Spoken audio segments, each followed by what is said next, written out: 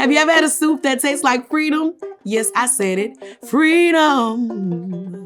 In 1791, the enslaved people of the French colony of Saint-Domingue, now Haiti, shocked the world by setting fire to the sugarcane fields, revolting against the slave system that kept them in bondage. They prevailed, gaining their freedom and establishing Haiti on New Year's Day in 1804. Ever since, Haitians have celebrated Independence Day by making soup joumou, a dish steeped in African tradition. But how did a soup become a symbol of freedom for the citizens of the first Black Republic?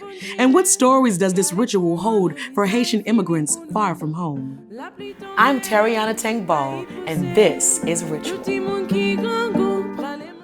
The beloved Haitian Independence Day soup is decadent by design. Its slow-simmered broth is made with choice bits of marinated meat, a delicate squash puree, and finished with a mélange of spices and vegetables. During the 17th and 18th century, enslaved people, many of whom had been born in Africa, were forced to prepare the dish for their white masters.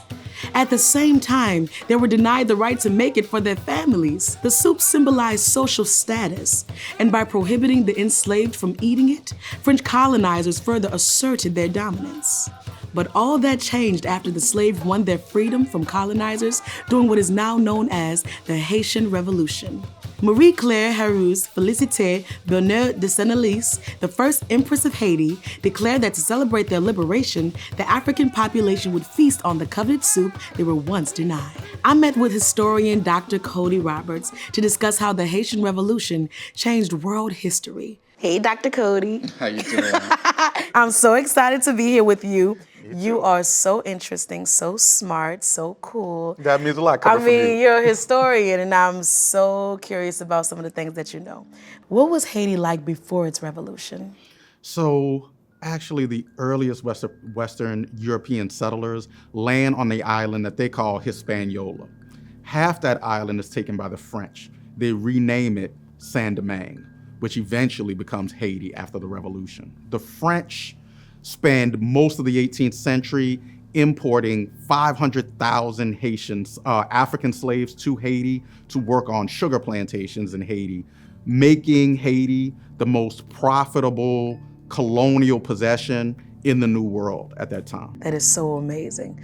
What happened post-Haitian Revolution? It becomes the first successful slave rebellion in the New World and the only slave rebellion to create an independent Black nation. So after the Haitian Revolution, you have the French trying to force Haiti to pay for their, quote, lost property. They're talking about Black people, right? And so they forced them to pay huge amounts of money. In modern dollars, you're talking about billions of dollars for their, quote, lost property. It's an unfathomable idea for I have to pay you for my freedom. I have to pay you for my victory. It's not an accident that the nation falls into political disarray. It's a situation that's engineered by these other global powers in order to protect their own slave regimes.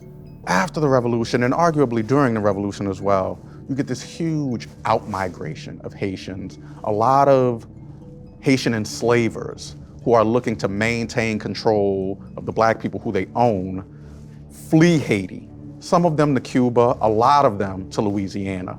And so, New Orleans? Absolutely. Wait a minute, New Orleans? So you're trying to say that Haitian culture is deeply rooted in New Orleans as well? Absolutely. You have Haitians, especially Haitian people of color, right? You have white folks fleeing the Haitian Revolution, but they're bringing enslaved populations with them. You also have free people of color coming over from Haiti.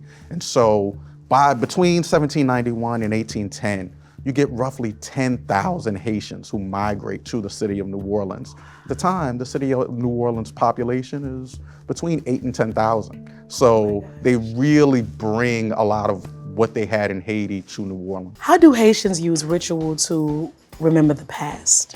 So ritual is tied to culture and politics. The Haitians use ritual to remember the revolution.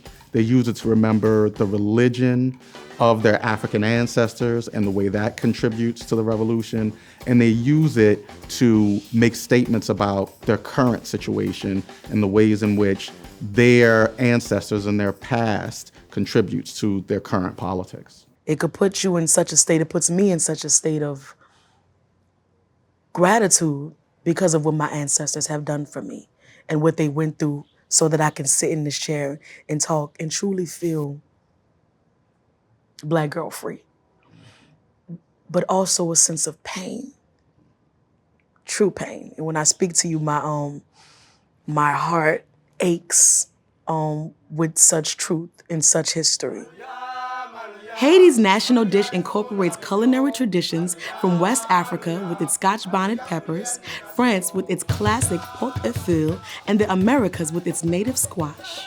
And for Haitians, these ingredients draw on the spirit of revolution to create an opportunity to gather together and remember their shared history, no matter where they find themselves in the present. Often today, one family will make enough soup to feed dozens, knowing that not everyone can afford to make their own. In that moment, Haitians have occasion to think of a victorious past and look towards a future of abundance. All this talk of freedom and revolution is making me hungry. Maggie Gomez has welcomed me into the kitchen to talk food, history, and culture, and how they come together in a bowl of soup jamu. Hi, Maggie. how are you? How are Oh my you? God, it's so nice I am to have so met excited you. to meet you. I'm so happy. I am so excited to be in the presence of a voodoo priestess, someone with elegance who knows her history, her lineage, and how to make soup. Yeah, that she's gonna share. Of course, right? All the secrets. I mean, it's looking beautiful. The table, the smells. Makes me hungry just looking at it. Yes. So what is the importance of this soup to the culture? This soup is very important to the culture because in Haiti, years back in the 1800s, when we all were slave, and as we were slave, we could only make the soup for the masters only. You cannot drink from it. This is too special to eat.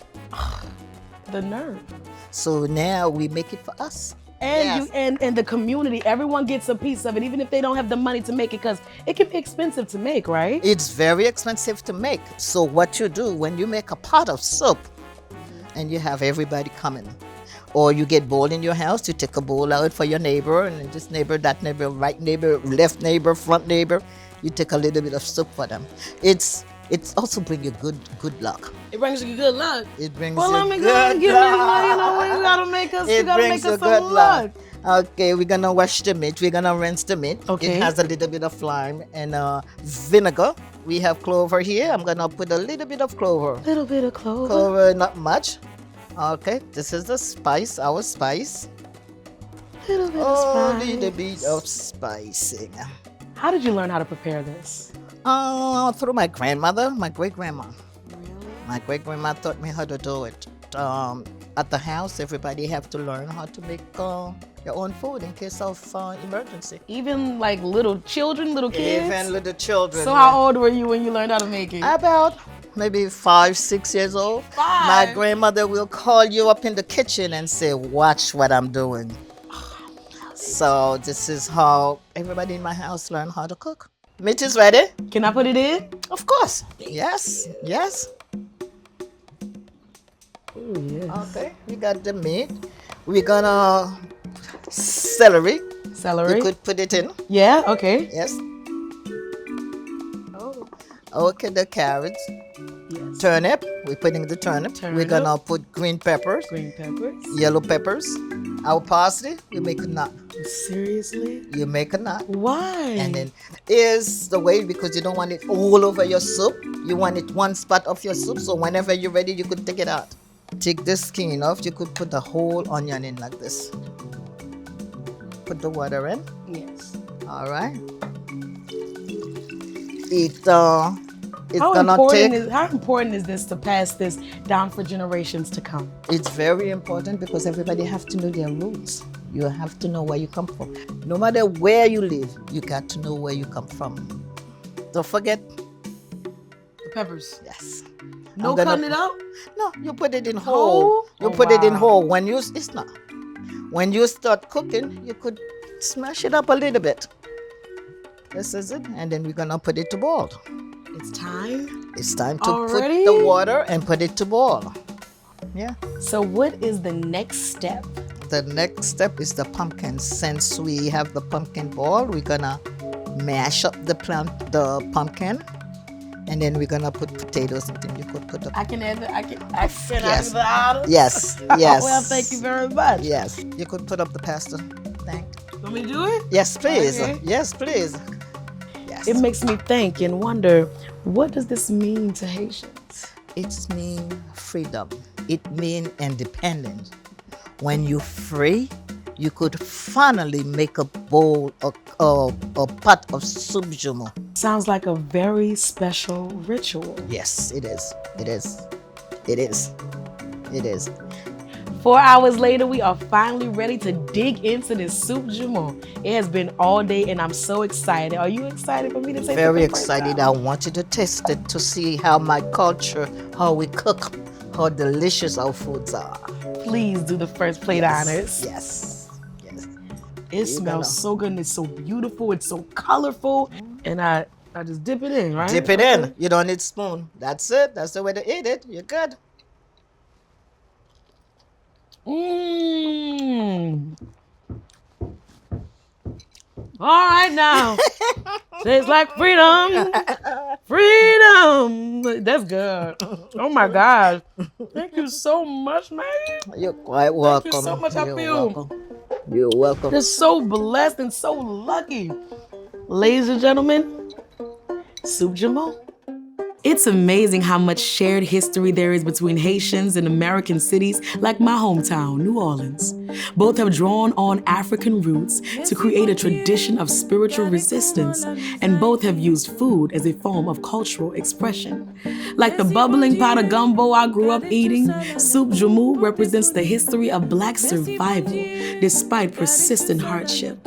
And for Haitian immigrants throughout the South, soup jumeau also tastes like home. Regardez comment la misère est finie pour nous.